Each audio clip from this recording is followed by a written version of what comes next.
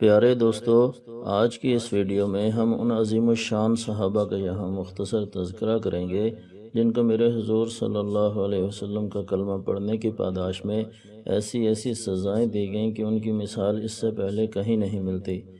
ان میں حضرت بلال جن پر ظلم و ستم کی کہانی بڑی مشہور ہے، پھر ایک عورت جس نے ثابت قدمی کا مظاہرہ کیا اور ابو جہل کے ہاتھوں قتل ہو کر اسلام کی پہلی شہید خاتون کے اعزاز سے سرفراز ہوئیں۔ اس کے بعد ایک شہزادہ جو غلام بنا لیا گیا تھا اور اسلام کے مقابلے میں دولت دنیا کو ٹھکرا دیا تھا۔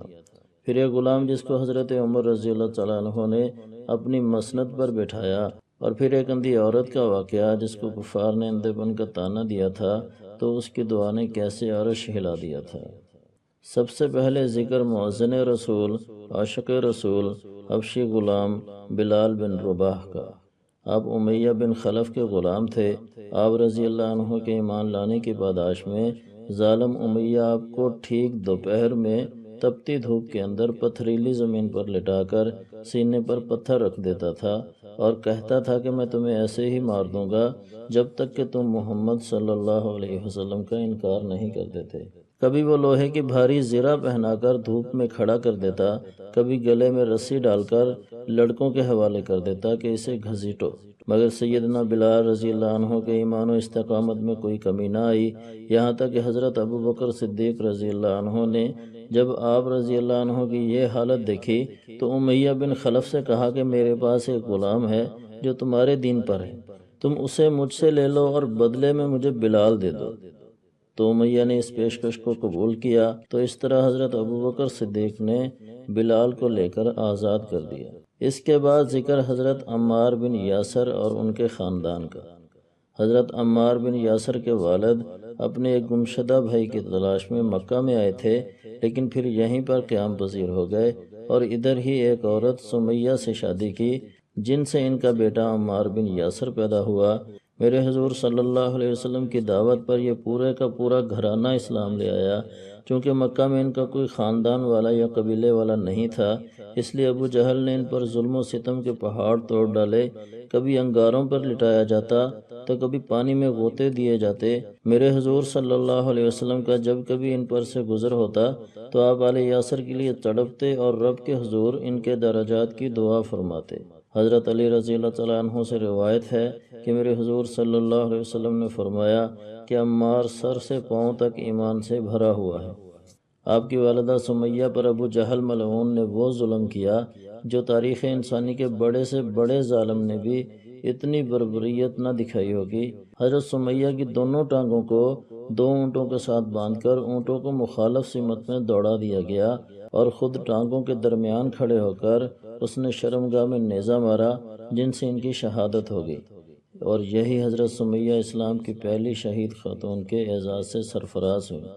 تیسرے حضرت صہیب بن سنان جو صہیب رومی کے نام سے مشہور ہیں، یہ ابلا کے حاکم کے بیٹے تھے۔ ایک دفعہ رومیوں نے ان کے علاقے پر حملہ کیا اور صہیب کو پکڑ کر روم لے گئے۔ بنی کلب کا ایک شخص صہیب رومی کو خرید کر اپنے ساتھ مکہ لے آیا۔ مکہ میں ایک شخص عبداللہ بن جدعان نے انہیں خرید کر آزاد کر دیا۔ میرے حضور صلی اللہ علیہ وسلم کی دعوت پر حضرت صہیب مسلمان ہو گئے، جس کے بعد کفار کے ظلم و ستم کا آغاز ہوا، حتیٰ کہ جب ہجرت کرنے لگے تو کفار نے سب مال و متاع چھین لیا اور کہا کہ محمد کا انکار کر لو تو تمہیں سب کچھ مل جائے گا، لیکن انہوں نے ساری دولت کو ٹھکرا دیا اور مدینہ کی طرف چل پڑے، جس پر میرے حضور صلی اللہ علیہ وسلم نے فرمایا تھا کہ صہیب نے خوب منافع والا سودا کیا۔ اور پھر ذکر حضرت خباب بن الارت کے اوپر کیے جانے والے قریش مکہ کے مظالم کا۔ آپ ام انمار کے غلام تھے۔ جب اسلام لائے تو اس نے آپ پر ظلم و ستم کے پہاڑ توڑ ڈالے، دہکتے ہوئے پتھروں پر آپ کو لٹایا جاتا جو آپ کے جسم میں داخل ہوتے اور جسم کے خون سے ہی بجھتے تھے۔ ایک دفعہ آپ حضرت عمر رضی اللہ عنہ سے ملنے گئے تو انہوں نے آپ کو اپنی مسند پر بٹھایا اور آپ کی پشت مبارک پر بنے ہوئے گڑھے دیکھے اور رونے لگے۔ اور پھر ذکر حضرت زنیرہ کا جو حضرت عمر کی کنیز تھی۔ حضرت عمر رضی اللہ تعالیٰ عنہ اسلام سے قبل ان کو اتنا مارتے تھے کہ تھک جاتے تھے۔ ابو جہل بھی ان پر ظلم کرتا، یہاں تک کہ انہی مظالم اور مصائب کی وجہ سے ان کی بینائی چلی گئی، اور یہ اندھی ہو گئیں۔ کفار نے نعرہ لگایا کہ اسے لات و عزیٰ یعنی ہمارے خداؤں نے اندھا کر دیا ہے، تو حضرت زنیرہ نے دعا کی کہ یا اللہ مجھے یہ طعنہ پسند نہیں ہے، لہٰذا میری بینائی واپس کر دے۔ اللہ کی رحمت جوش میں آئی، جب آپ صبح بیدار ہوئیں تو آنکھیں روشن تھیں۔ اور اس طرح حضرت عثمان رضی اللہ تعالیٰ عنہ جب ایمان لائے تو آپ کے چچا نے آپ کو رسیوں سے باندھ دیا تھا، اور حضرت زبیر بن عوام کے چچا آپ کو بوری میں بند کر کے دھواں دیتے تھے۔ حضرت عمر رضی اللہ تعالیٰ عنہ اپنے بہنوئی سعید بن زید کو رسیوں سے باندھ دیا کرتے تھے۔ حضرت ابوبکر صدیق اور حضرت طلحہ کو نوفل بن خویلد نے ایک رسی میں مضبوطی سے باندھ دیا تھا۔ ولید بن ولید، عیاش بن ابی ربیعہ اور سلمہ بن حشام کو کفار نے ہجرت بھی نہ کرنے دی، اور صبح و شام ان کو تکلیفیں دیتے تھے، اور میرے حضور صلی اللہ علیہ وسلم مدینہ میں ان کے لیے دعائیں کیا کرتے تھے۔